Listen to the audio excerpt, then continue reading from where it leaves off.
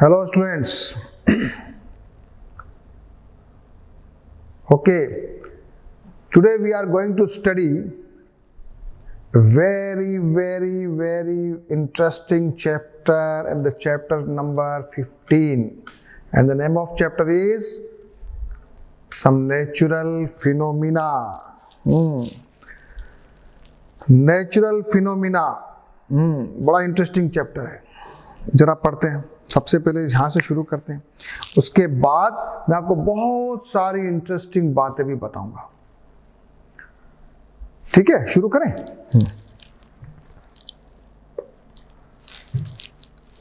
In chapter 7 we understood about so many things: winds, storms and cyclones. You learned that cyclones can cause a lot of damage to human life and property. Okay, अब हम जरा इस तरह शुरू करने से पहले एक चीज और शुरू करते हैं कि एक शब्द आया है स्टॉर्म एंड साइक्लोन्स। मैं जरा बहुत सारे नाम लेता हूं आपके सामने, ठीक है, बहुत सारे नाम लेता हूं कि कैसे कैसे नेचुरल डिजास्टर्स होते हैं। नंबर 1 पे आ जाते हैं हम, साइक्लोन। साइक्लोन क्या होता है? ऐसे राउंड में बहुत सारा तेज तूफान आता है जिसमें सर्कुलर मोशन होता है, और इस साइक्लोन को हमारे इंडिया में तो हम साइक्लोन के तो लगभग मिलता ही अमेरिका साइड में इसी को बोलते हैं हरिकेन। ठीक है, इसी का नाम जब जापान की तरफ आप चले जाओगे तो टाइफून, थोड़ा सेम है लेकिन नाम अलग अलग है। एक तरफ साइक्लोन है, एक तरफ हरिकेन है, एक तरफ टाइफून है। ठीक है, याद रहेगा, कभी आप कंफ्यूज मत होना। थोड़ा डिफरेंस है माइनर, क्लॉकवाइज डायरेक्शन में और एंटी क्लॉकवाइज डायरेक्शन में होता है, पर मोटा मोटा सिमिलर है। एक चीज अपन ने ये पढ़ा, अपने इंडिया में अपन लोग क्या बोलते हैं? उसको स्टॉर्म या आंधी बोलते हैं। बहुत तेज हवा चलती है ना, उसको क्या बोलते हैं? आंधी आई, तूफान आया। अपन जो तूफान बोलते हैं उसकी स्पेलिंग थोड़ी अलग लिखते हैं। अपन लिखते हैं TOOFAN, ऐसा लिखते हैं। ठीक है, और इधर ये तूफान ऐसे भी लिखते हैं, टाइफून। एक चीज भाई पढ़िए, टॉर्नेडो। ये क्या होता है? कभी देखो गोल गोल गोल गोल ऐसे ऐसे घूमता है, वो भी एक टॉर्नेडो, जिसको हिंदी में कहते हैं बवंडर या झंझावात। तो ये भी, इससे अगर बहुत खतरनाक आता है तो इसमें क्या होता है, नीचे से कोई भी चीज को ये पकड़ के ऐसे खींच के ऊपर की ओर ले जाता है, तो उसका नाम दिया टॉर्नेडो। वो भी एक डिजास्टर है। फिर एक नाम दिया है सुनामी। अभी अपन और पढ़ेंगे, जब अर्थक्वेक आएगा ना तो अपन पढ़ेंगे सुनामी। अब जरा एक बार देखें, ये सुनामी की जो स्पेलिंग है ना, वो टी आगे लिखते हैं, टी आगे लिख के फिर लिखते हैं सुनामी। तो टी आगे क्यों लिखा? जरा ये भी एक इंटरेस्टिंग बात है। टी आगे क्यों लिखा? तो टी आगे इसलिए लिखा क्योंकि बेसिकली ये जापानीज वर्ड है। इसके दो पार्ट में हुआ, ये ये सु, ये लोग सु को भी आगे टी से बोलते हैं, और दूसरा नाम है नामी। तो ये मिलकर बना है, यानी कि कोई नामी जो है वो है वहां पानी की लहर को नामी कहते हैं, और सु जो है वो हार्बर को कहते हैं। तो दोनों को मिलके और वहां पे बना सुनामी।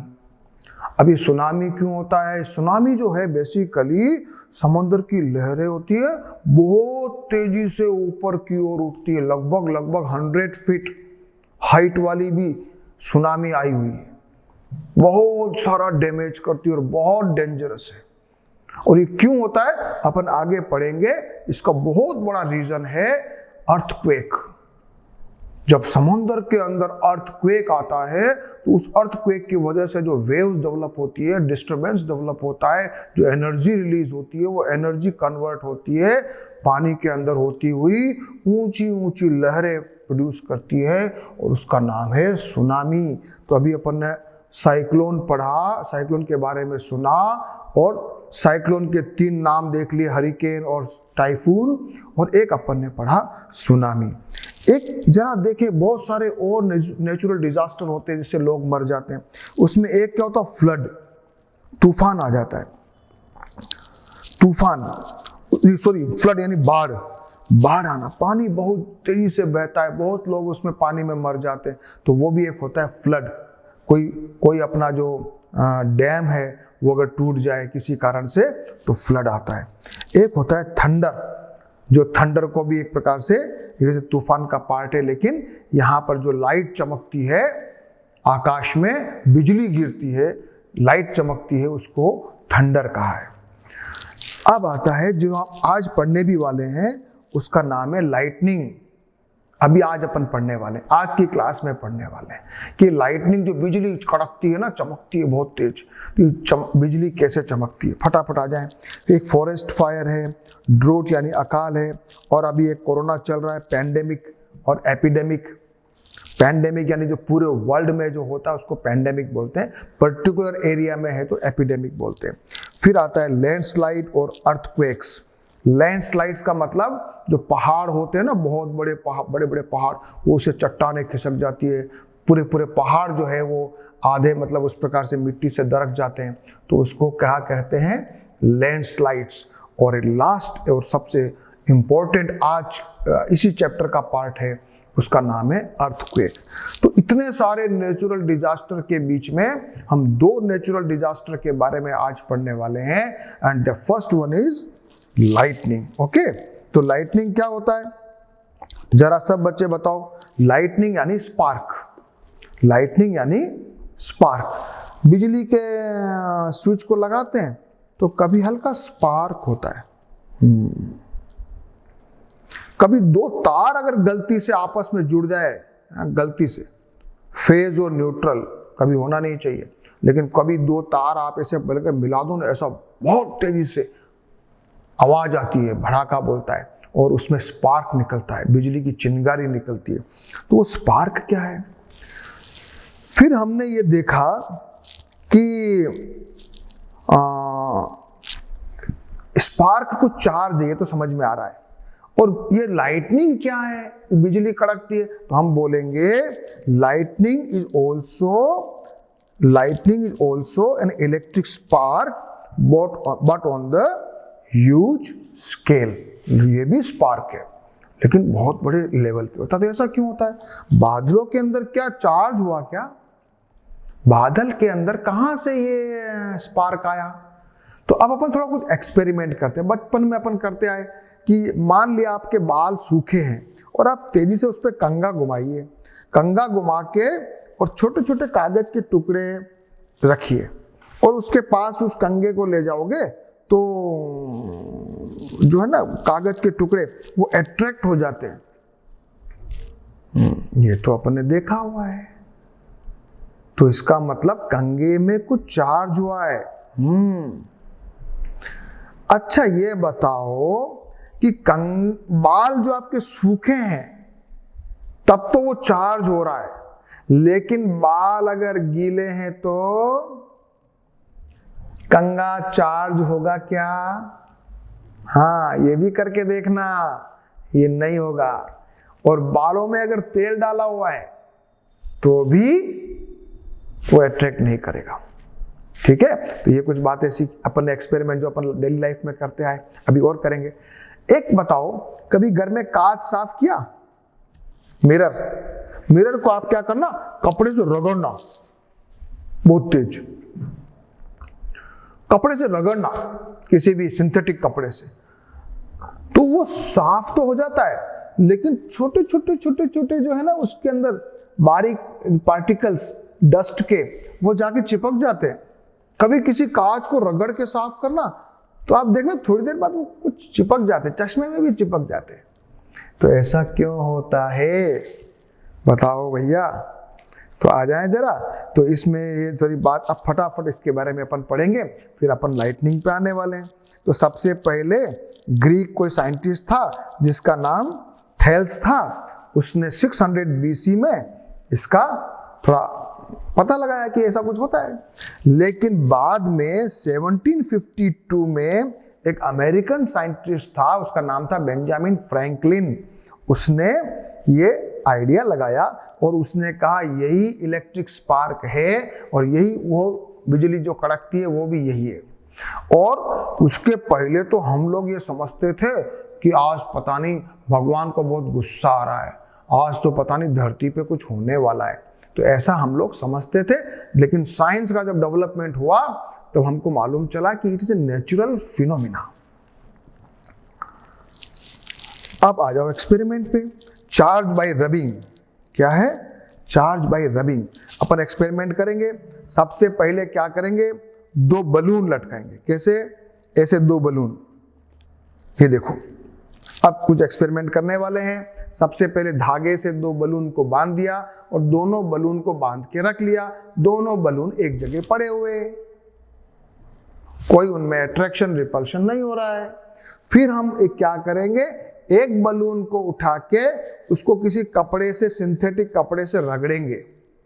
ठीक है, एक बलून को रगड़ा अभी, हाँ, दोनों को नहीं रगड़ा। तो जब एक को रगड़ा तो वो फटाक से दूसरे की तरफ अट्रैक्ट होता है। ठीक है, अब अपन दूसरा काम करते, दोनों को रगड़ते अलग अलग कपड़े से, फिर दोनों को जब पास में रखते ना तो दोनों रिपल्शन होते। हो, ये तो बड़ा जोरदार मामला है। तो पहले वाले में तो जब कुछ भी नहीं था तो एक जैसे थे, फिर दूसरे में जब दोनों को चार्ज कर दिया ना तो दोनों रिपल्शन हो रहा था। सिमिलरली एक एक्सपेरिमेंट किया, ये रिफिल को लिया, जो अपने पेन की रिफिल है उसमें से एक को तो रख दिया, दूसरी को जब अपन ने ऐसे ऐसे उसको भी किसी सिंथेटिक कपड़े से, वूल से रगड़ा तो उसके पास ले गए तो वो भी उससे अट्रैक्ट हो गई। अच्छा ये बताओ कि रात को कभी अपन सोते हैं ना, स्वेटर भी पहनते हैं, रात को कभी सोते वक्त सर्दी के दिनों में कंबल में भी आपको चिट चिट चिट की आवाज आती है, चिंगारी जैसे आवाज आती है, वो सब चार्ज है। अब ये चार्ज के बारे में अपन पढ़ने वाले हैं, यही पढ़ रहे हैं। तो अभी एक और चीज देखा कि जब बलून को और रिफिल को, एक तरफ रिफिल है और एक तरफ बलून है, दोनों को जब चार्ज करने के बाद पास में लाते हैं ना तो वो अट्रैक्ट हो जाती है। सेम बलून रिपल्शन हुआ, सेम रिफिल रिपल्शन हुआ, लेकिन दोनों अपोजिट है तो क्या हो गया? अट्रैक्शन हो गया। तो क्या है कंक्लूजन निकाला? कंक्लूजन क्या है? Number 1, A charged balloon repelled a charged balloon. A charged refill repel a charged refill, but a charged balloon attracts a charged refill. अब जरा इसके बारे में अपन क्या पढ़ने वाले हैं, ऐसा क्यों हो रहा है? तो हमने ये समझा कि इसका मतलब ये है कि उसका 2 चार्ज है, एक तो पॉजिटिव चार्ज है और एक नेगेटिव चार्ज है। जो अट्रैक्ट हो रहा है ना कोई भी चीज, वो इसका मतलब ये हुआ है कि वो पॉजिटिव और नेगेटिव है। अगर पॉजिटिव टू पॉजिटिव होता तो रिपल्शन होता, नेगेटिव टू नेगेटिव होता तो रिपल्शन होता, लेकिन पॉजिटिव टू नेगेटिव है, अपोजिट चार्जेस है, तो क्या होगा? अट्रैक्शन होगा। और उसके बारे में अभी हम यहां इस बुक में नहीं है, लेकिन हम हमारे हिसाब से पढ़ते। जरा आ जाओ इधर, देखो सबसे पहले ये देखो कि कोई भी चीज को अपन ने जब तक कुछ उसके ऊपर रबिंग नहीं किया, फ्रिक्शन नहीं किया, तब तक चार्ज नहीं हुआ था। ठीक है, तो जब रबिंग वो कुछ किया तो उसके ऊपर चार्ज हो गया। अब ये चार्ज के बारे में थोड़ा समझ लो फटाफट। ये है कि जो भी कुछ दुनिया में सब एलिमेंट है वो क्या बने हुए हैं? एटम्स और मॉलिक्यूल से बने हुए हैं। और एटम कैसा होता है? एटम जो होता है प्रैक्टिकली न्यूट्रल होता है, और उसके अंदर क्या होता है? एक तो न्यूक्लियस होता है। क्या होता है? न्यूक्लियस, जिसको हम क्या कहते हैं? नाभिक या न्यूक्लियस सेंटर में होता है। उस न्यूक्लियस के अंदर होते हैं प्रोटॉन और न्यूट्रॉन। प्रोटॉन पॉजिटिव चार्ज है, न्यूट्रॉन न्यूट्रल है, दोनों अंदर रहते हैं न्यूक्लियस के अंदर। और उस एटम के चारों ओर क्या करते हैं? इलेक्ट्रॉन्स क्या करते हैं? चक्कर लगाते हैं। तो इलेक्ट्रॉन जो होता है वो फ्री है, प्रोटॉन फ्री नहीं है। अब हम जब उसको फ्रिक्शन से रब करते हैं तो कुछ इलेक्ट्रॉन दूसरे वाले पार्ट पे, दूसरे वाले ऑब्जेक्ट पे ट्रांसफर हो जाते हैं। तो जिसके ऊपर इलेक्ट्रॉन गए वो बन गया नेगेटिव चार्ज, और जो जिसकी तरफ से इलेक्ट्रॉन गए तो उसके इलेक्ट्रॉन कम पड़ गए। क्योंकि प्रोटॉन और न्यूट्रॉन बराबर होने चाहिए। अगर अपने इलेक्ट्रॉन को दूसरा ले जाए तो अपने प्रोटॉन बढ़ जाएंगे, प्रोटॉन बढ़ जाएंगे तो एक पार्ट बन जाएगा पॉजिटिव चार्ज, और जिसने इलेक्ट्रॉन लिया वो बन जाएगा नेगेटिव चार्ज। ठीक है, छोटा सा अपन ने एक पढ़ लिया। किसके बारे में पढ़ा? एटम के बारे में पढ़ा, और साथ में ये देख लिया कोई भी दुनिया में जितनी भी आइटम है ना वो सब न्यूट्रल होते हैं। अब कौन से मेथड है जिनमें अपन इसको चार्ज कर सकते हैं, और ये जो चार्ज है ना ये कैसा है? ये जो चार्ज है इसको हम बोलेंगे, क्या बोलेंगे इसको हम बोलेंगे स्टैटिक चार्ज। क्या बोलेंगे? Static charge. जरा नोट कर लो, स्टैटिक चार्ज स्थिर चार्ज है, और एक होता है मूविंग चार्ज जिसको हम कहते हैं करंट। जो बिजली की अपनी करंट है ना उसमें भी चार्ज मूव करता है, उसमें वो मूवमेंट करने वाला है। तो जरा अपन बुक पे आ जाएं ताकि अपन फटाफट अपने काम की बात पे आएंगे। तो यहाँ पर एक और लाइन लिखी हुई है कि जब भी ग्लास रोड को किसी से अपन ने रब किया तो ग्लास रोड को हम ये मानेंगे कि ये पॉजिटिव चार्ज है। तो जरा इधर आ जाओ। The electric charge generated by the rubbing are static charge. They do not move by themselves when charge move. They constitute an electric current. You have been reading about electric current since this. The current in the circuit which makes a bulb glow, or the current that makes the wire hot. It is nothing but a motion of charges. तो जरा सा अपन ने ये पढ़ा कि जो ये वाला चार्ज है ये तो स्टैटिक चार्ज है, और जो करंट है वो मूविंग चार्ज है। अब स्टैटिक चार्ज के होने के इसमें 3 तरीके हैं। तो सबसे पहले नोट कर लो, या तो बाई फ्रिक्शन। क्या लिखोगे? By friction. फ्रिक्शन रब करोगे तो स्टैटिक चार्ज डेवलप होता है। दूसरा क्या लिखोगे आप? बाई, लिखो जरा सब बच्चे, कंडक्शन। यानी कि किसी चार्ज पार्टिकल को किसी चार्ज पार्टिकल से टच कर देंगे तो वो भी चार्ज हो जाता है, इसको बोलते हैं कंडक्शन। और तीसरा है बाई इंडक्शन। जरा नोट कर लें, बाई इंडक्शन। इंडक्शन का मतलब होता है जैसे मान लिया ये चार्ज बॉडी है और ये चार्ज बॉडी नहीं है, ठीक है, तो अगर इसको मैं लाता हूं इसके पास में तो ये अपोजिट चार्ज हो जाएगा, इसके कारण से इसके अंदर भी चार्ज इंड्यूस हो जाएगा, इसको कहते हैं इंडक्शन। तो ये अभी अपन जब लाइटनिंग के बारे में पढ़ेंगे तो अपन ये पढ़ने वाले हैं कि जो आकाश के अंदर बादल होते हैं वो तो रब करते हैं, है ना, बिकॉज ऑफ फ्रिक्शन वहां पर चार्ज डेवलप होता है। लेकिन जो धरती है ना, जो बिल्डिंग्स है, ट्रीज है, वहां तो फ्रिक्शन नहीं हो रहा है, लेकिन वहां जो चार्ज डेवलप हो रहा है वो इंडक्शन की वजह से होता है। चलो आ जाओ, उसी के ऊपर अपन आने वाले।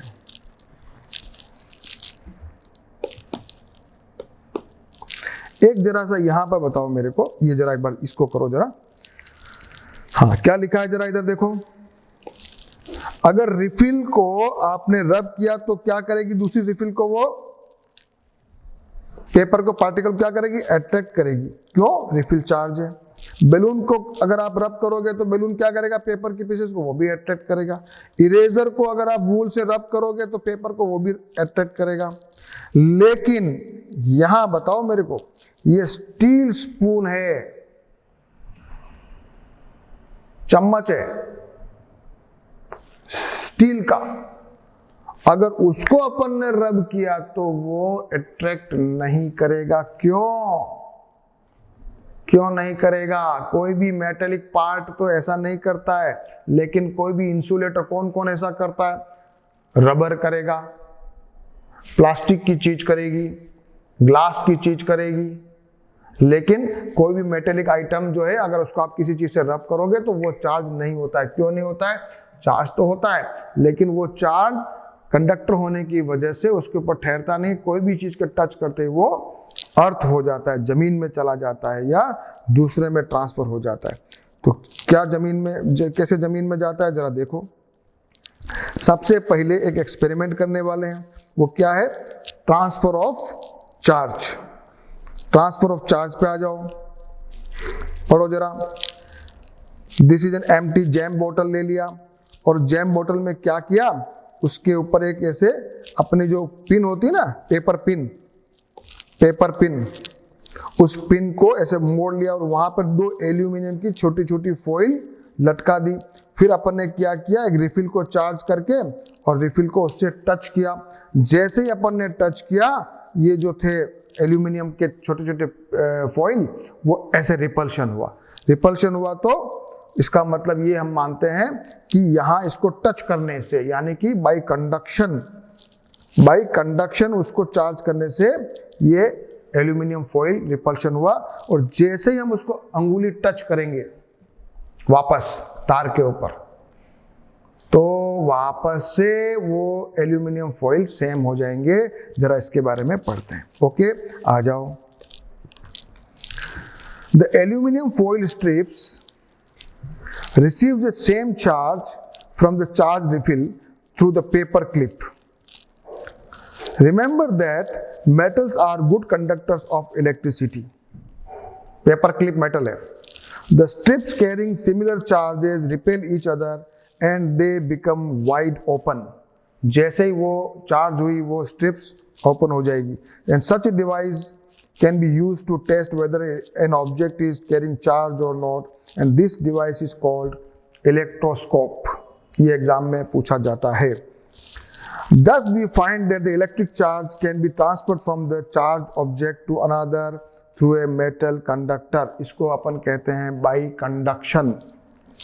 Touch the end of the paper clip gently with the hand and you will find that a change in the foil strips. जैसे ही आपने हाथ लगाया और वो एकदम से वापस से सिकुड़ जाती है. क्यों होता है? They comes back to their original state.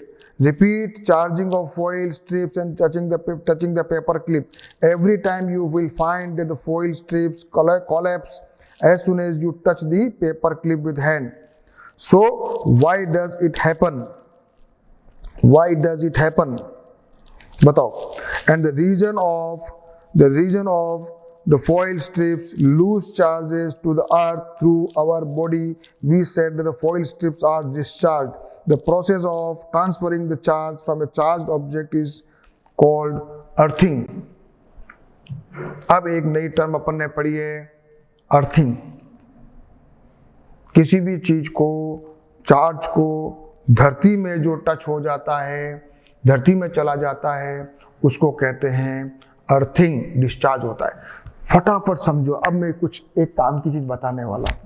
मान लिया आपने घर पे कुछ काम किया, बिजली का बल्ब लगा रहे हो और अपने को क्या कहते हैं, चप्पल पहनो. अगर अपन ने चप्पल पहन रखा है तो क्या करेगी, अपनी बॉडी जो है ना धरती से टच नहीं करेगी, धरती से उसका कंडक्टिविटी नहीं मिलेगा. इंसुलेटर आ गया बीच में चप्पल. जैसे ही आप बल्ब लगाओगे, बाय द वे गलती से कोई तार आपके हाथ से टच हो गया, तो बॉडी, अपनी जो बॉडी होती है ना, वो कंडक्टर होती है. जरा इस बात को फटाफट अपन अपने काम की चीज पढ़ेंगे. तो अपनी बॉडी जो है कंडक्टर होती है.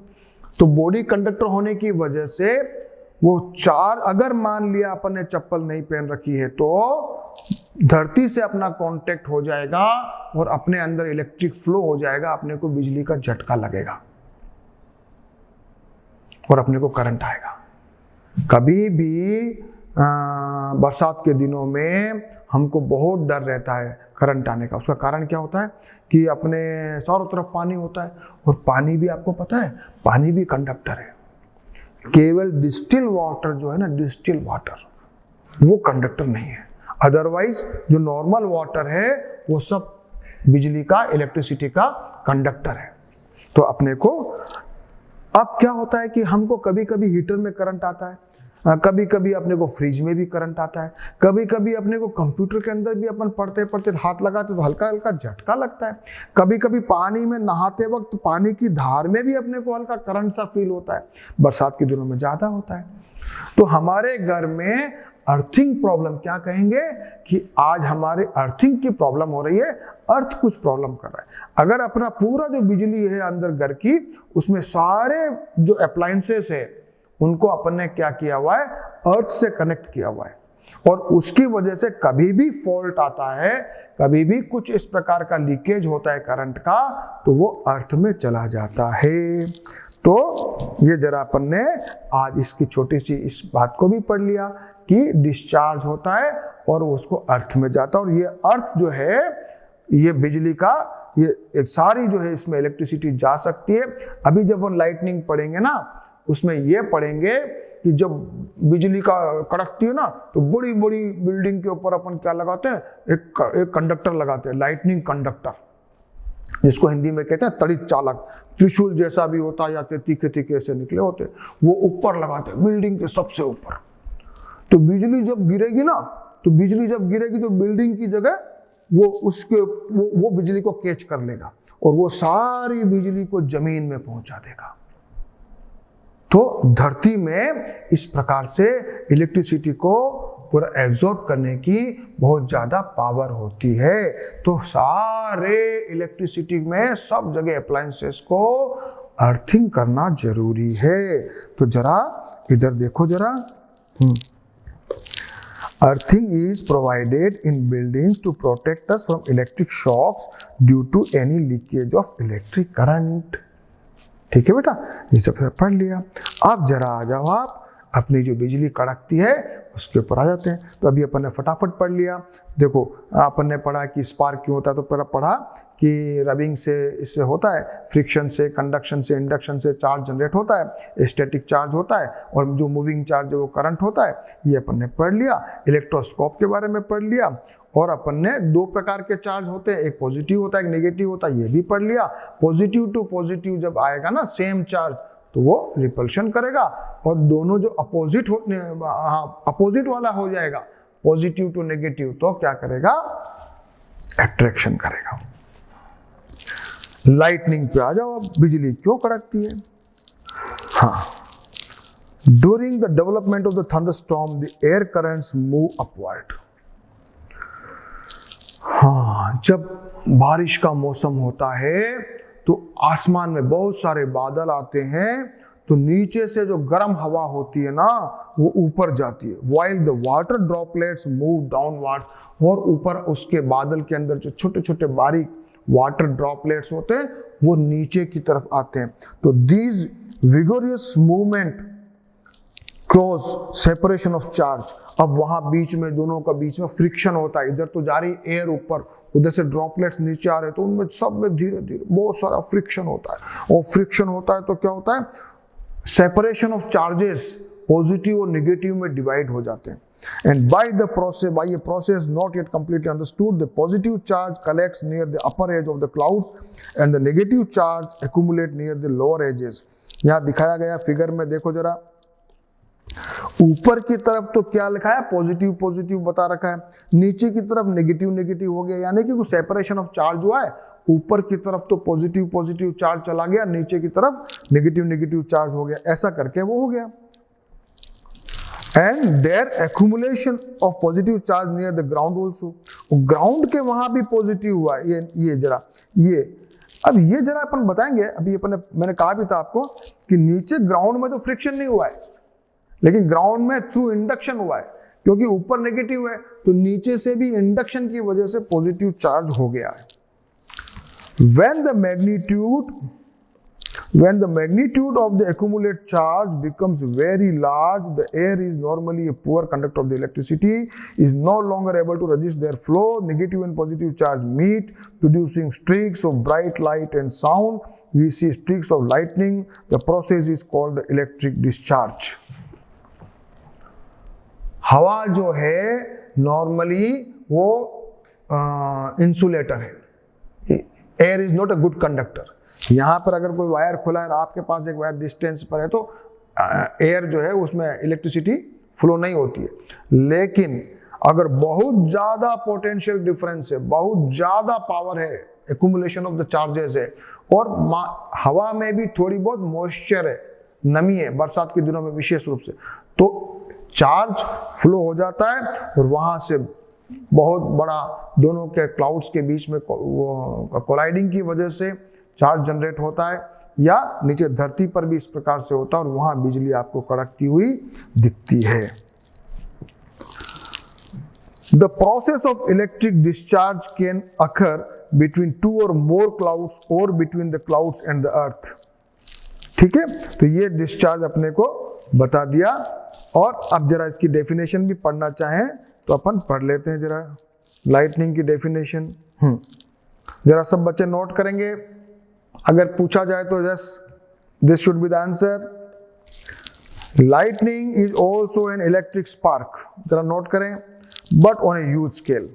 Lightning is caused by the accumulation of the charges in the clouds. Lightning is a huge electric spark when the two clouds collide one against one another. This produces sudden release of the electricity with bright flash followed by a thunder. During a thunderstorm, air currents move upward and water droplets move downwards. Lighter droplets acquire positive charge and the bigger droplets acquire negative charge. Air is an insulator, however, charge can flow through air in the form of spark if the magnitude of the charge is very, very large. In such situation, a very heavy charge passes through the air in a very short time. It is accompanied by the heat and the light, and this phenomena is called discharge. तो ये आपने lightning के बारे में जरा कुछ जो भी अपन ने समझा उसको लैंग्वेज में आप कन्वर्ट कर लीजिए, so that you can write in the exam also. अब जब लाइटनिंग होती है तो हमें सेफ्टी क्या करनी है, ये सबसे इंपॉर्टेंट अभी का ये आ रहा है। उसमें ये क्वेश्चन भी आपको पूछा जाएगा कि जब लाइटनिंग हो रही हो तो हमें क्या प्रिकॉशन लेनी चाहिए, ये सबसे इंपॉर्टेंट है। इस चैप्टर को जो डिजाइन किया ना, उसके पहले ये लॉजिक भी था कि बच्चों को पता होना चाहिए। एग्जाम में तो अपन को नंबर अच्छे लाने हैं, लेकिन अपना जनरल नॉलेज भी बढ़ना चाहिए। तो सबसे पहला काम क्या करोगे, during lightning and thunderstorm no open place is safe. कोई भी खुली जगह सेफ नहीं है। जब कभी बहुत तेज बिजली कड़के ना, तो खुले में नहीं रहना है। हाँ, आज ही मैंने न्यूज़पेपर में पढ़ा कि दो किसान थे, वो पानी पिला रहे थे खेत को और उनको ऊपर बिजली गिरी और उनको झुलस गए, वो जल गए और उनकी डेथ हो गई। तो खुले में नहीं जाना था, उनको क्या करना था, जब बिजली कड़क रही थी ना तो उनको शेल्टर, कोई भी मकान के अंदर नीचे कहीं पे छुप जाना था। तो hearing thunder is an alert to rush to the safer place. After hearing the last thunder, wait for some time before coming out of the safe place. जब वहां पे आप जाओ ना तो वहां पर खड़े रहो जब तक कि बिजली कड़कना थोड़ा बंद हो जाए, फिर अपने को बाहर जाना है। अब आता है फाइंडिंग ए बिल्ड हाउस और a building is a safe place. कोई भी मकान है वो थोड़ा सेफ है। मकान बहुत बड़ी बिल्डिंग और उसके ऊपर लाइटनिंग कंडक्टर नहीं हो तो सेफ नहीं है। If you are travelling by a car और a by bus, You are safe inside with windows and doors of the vehicle shut. जब कभी आप कार में बैठे हो और बस में बैठे हो तो अपन सेफ है, लेकिन अपने को क्या करना है, अपनी खिड़कियां बंद कर देनी है। खिड़की खुली रखोगे तो there are chances of shocked by the lightning. जब कभी आप ओपन व्हीकल्स में हो, मोटरसाइकिल पे हो, ट्रैक्टर में हो, या कोई कंस्ट्रक्शन का काम कर रहे हो, ओपन कार में घूम रहे हो, तो वो सेफ नहीं है। ओपन फील्ड्स वो भी सेफ नहीं। बहुत ऊंचे पेड़ों के पास खड़े नहीं रहना है। अगर आप जंगल में चले गए हो तो ऊंचे पेड़ के पास मत जाओ, थोड़ा छोटा साइज का पेड़। Tall trees, shelters in parks, elevated places do not protect us from the lightning strokes. अब ये एक और जबरदस्त चीज है, कैरिंग अम्ब्रेला। हाँ, अगर आपने अम्ब्रेला पकड़ रखा है ना तो वो बचाने वाला नहीं है। हाँ, अम्ब्रेला से और बिजली आपके ऊपर गिरने वाली है, बिकॉज ये जो होता है आपका वो मेटेलिक हैंडल, उससे भी वो चार्ज पकड़ लेगा अम्ब्रेला और आपके ऊपर बिजली गिरेगी। If you are in a forest, take shelter under the shortest tree. और अगर मान लिया कहीं भी आपको जगह नहीं मिले, खुली जगह है, पेड़ भी नहीं है, गाड़ी भी नहीं है, मकान भी नहीं है, तो कैसे छुपोगे, क्या करोगे? तो उसका आंसर क्या दिया है, If no shelter is available and you are in open field, stay far away from all trees. दूर चले जाओ पेड़ों से. Stay away from poles. और कोई थंबा वंबा हो, मेटेलिक ऑब्जेक्ट हो, वहां भी चले जाओ. और do not lie on the ground, सोना नहीं है.